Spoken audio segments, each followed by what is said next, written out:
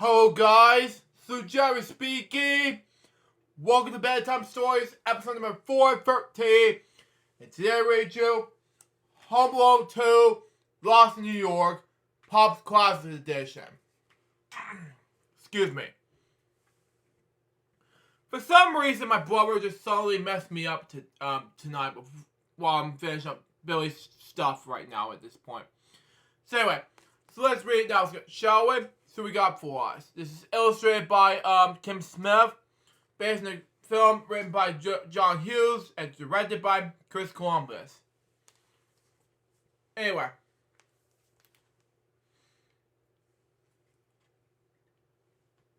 Guys, Kevin did it again. Okay? This is copyright 2019 by 20th Century Fox, Art Reserve. Okay? Home Alone 2, Lost in New York, based on a story written by John Hughes, the late John Hughes, that is, and directed by Chris Columbus. Illustrated by Kim Smith, published by Quirk Books, Philadelphia, Pennsylvania. Scene here is the second one, and it has to do with the cars that goes with beyond Kevin. So there you go on that. Anyway, 'twas 3 nights before Christmas. Okay. And the McCallsworth family was getting ready to get ready for vacation in Florida. Okay? Everyone was busy packing. Okay? Except for Kevin. Saddens me, I know. It just makes more difference between Kevin being upset or anything. I just felt worried for Kevin at this point. So, there you go on that. To make more difference in any way.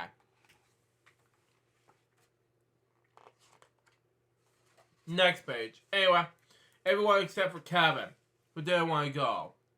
Jeez. Why we had to go to Florida for Christmas?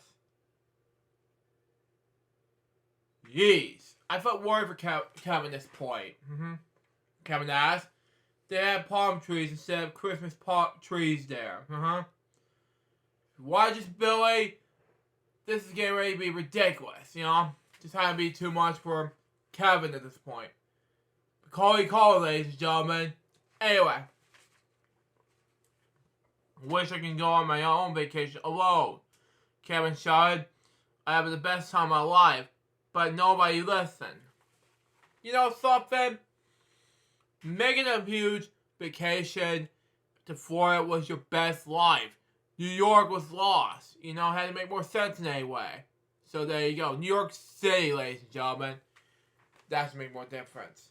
And the cameo by Frank Oz was different. Next page. Anyway. They went to the airport the next day.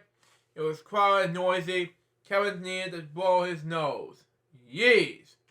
So he borrowed his dad's bag and stopped to look at the tissue. His family rushed on ahead. Way up, Kevin yelled. He ran up after them. He thought he would see his dad's coat in the crowd. He finally got up to his dad and boarded the plane in the very last minute. Yeez. Is this going to be too much of this book? So, there you go on that. So, it had to be different that way. So, there you go on that. So, it has to make more difference in any way. So, let's just say he didn't want to go to Florida. Instead, go to New York. Per se. Next page. Anyway, where the plane finally landed. Kevin looked out of the window. He saw a very tall building with lots of snow. It didn't look like Florida at all. When Kevin got off the plane, his family went to nowhere to be seen. Where am I? New York City. Yikes, I did it again. Jeez. No wonder Kevin, now 10 years old, being ridiculous. So, I felt worried for Macaulay Culkin in the portrayal of Kevin, by the way. So, there you go on that. So, it makes more sense anyway. First time I see speech bubbles in the book. Next page. Anyway. At first, Kevin was scared, but then he realized that was his chance to do whatever he wanted on vacation. He discovered that New York City was a magical place to celebrate Christmas.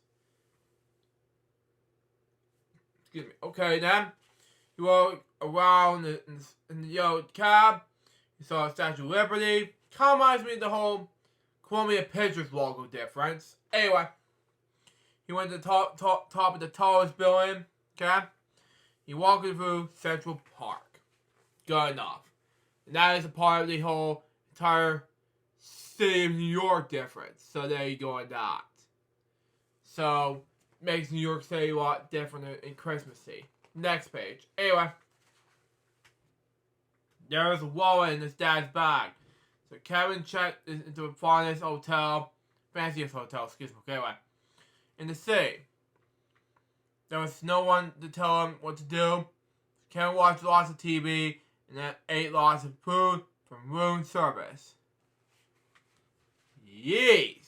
You know, it has to be difficult from Kevin, and it's too much information right there. It's saddens me, I know, to make more huge bedtime. So there you go on that. And to probably make much more sense anyway. So there you go. Next page. Anyway. The next day was Christmas Eve. Kevin took a limos in the biggest toy store in New York. Wow. Wow. Otherwise, it had to make more sense in any way. So, Toy Duncan's chest. Come on, the whole treasure chest. You have to go and treasure hunt. So, there you go. I don't sorry to consider you guys that, but treasure hunt different. So, there you go. Next page. And you need to piece up. Anyway. He met the store owner, Mr. Duncan. Wow, okay. Who told Kevin that all the money the store earned on Christmas Eve would be donated to the Children's Hospital. Kind of reminds my mom's work in the hospital years ago. 1980s to the 2020s. But anyway. Kevin gave him the whole allowance, okay? He thought the kids were in the hospital needed more than he did. To thank Kevin, Mr. Duncan gave him a pair of several special ornaments, okay? Two doves as a symbol of friendship, okay? One dove you should keep, and the other you should give it a true friend. And I agree. It's a pigeon lover, you know? Who keeps pigeons alive. But that's just me, of course, to make more sense anyway. Next page. Anyway. Come on. Anyway. Kevin left the store and looked at the map for directions. He wanted to visit the biggest Christmas tree in the city. Then someone tapped him on the shoulder. Yeez! Harry and Marv came back.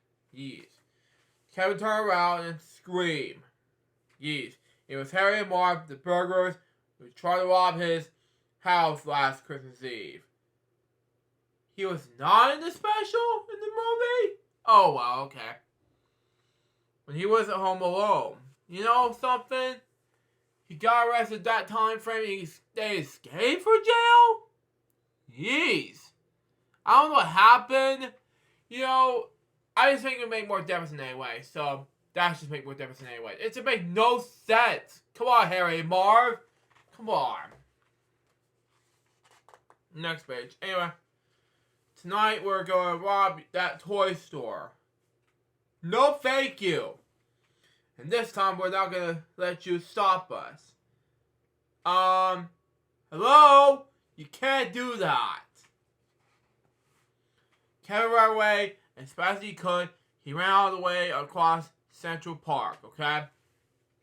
He ran as fast as he could the trip, and split is caught between two rocks. Rock roll difference, ladies and gentlemen? Come on now. Kevin, you need to do something about this whole tripped over difference, ladies and gentlemen. So, there you go on that. Next page. Anyway.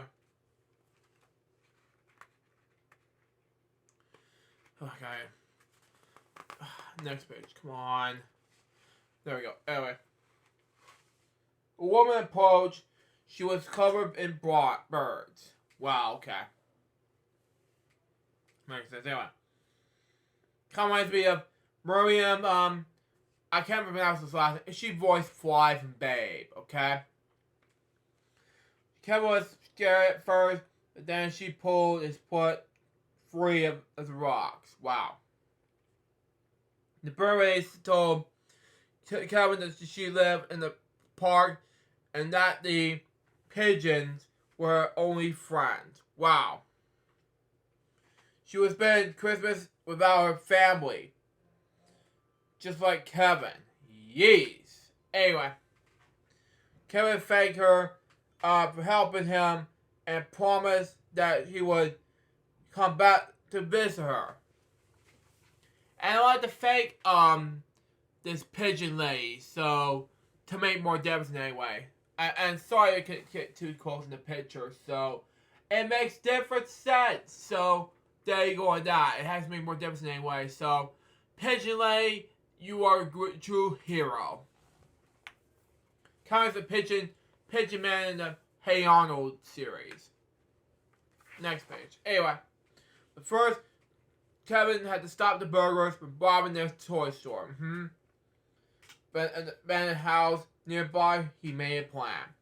Operation Ho Ho Ho. Paint cans, floor, tripwire, grease, tools, goo. I can't see the rest, so sorry. But Kevin. So that is making more difference anyway. So that is make more difference in the whole thing. By the way, this is how to make more difference in all that. So there you go on that to make more tripwise for Harry and Marv. Next page. Anyway, Kevin poured the glue on the floor, and tied paint cans to ropes, and lined up bags of floors, stretched tripwire across the basement, scoured tools in the hallway, painted the stairs with grease. I saw in the Unusual Suspect review of Home Alone 2 Lost in New York review, but I saw like, oh my god, I was freaked out at the silliness behind this. And by the time I hear this, suck kid brick, and then he just hit the kid with a brick, Suspect's like, Bob, this is a PG movie. I don't want to hit you. I don't want to let you kill a kid with a brick. I'm not going to cuss in this episode of Bedtime Stories, but... And he said, this is more likely happen. And he's like, suck, kid, brick, kid, something like that. And he just hit Marv by himself. And I'm like, oh my god, it's hilarious. So if you watch Suspect, I love your humor. Anyway, next page. Anyway, Ken went back to the toy store. Harry and Marv were already there, stuffing money in the bag. Hey, follow me, I'll call the cops. Yeez. The burglars chased Kevin to the abandoned house. Wow.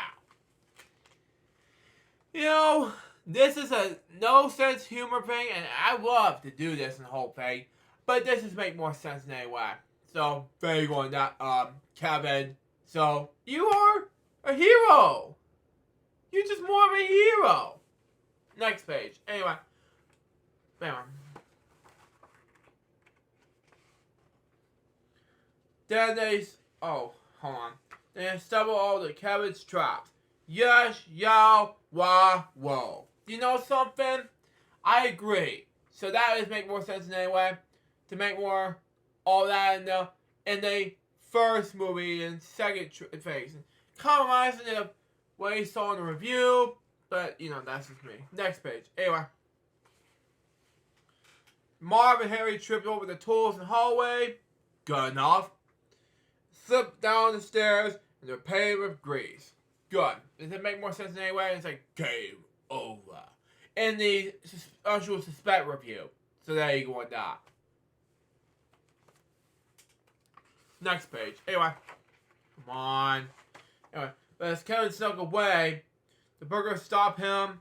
to chase after Kevin to drag him back into Central Park. Yeez! This is too much information right there. Anyway, suddenly Kimberly appeared through birdseed all over Harry and Marv, who covering goo.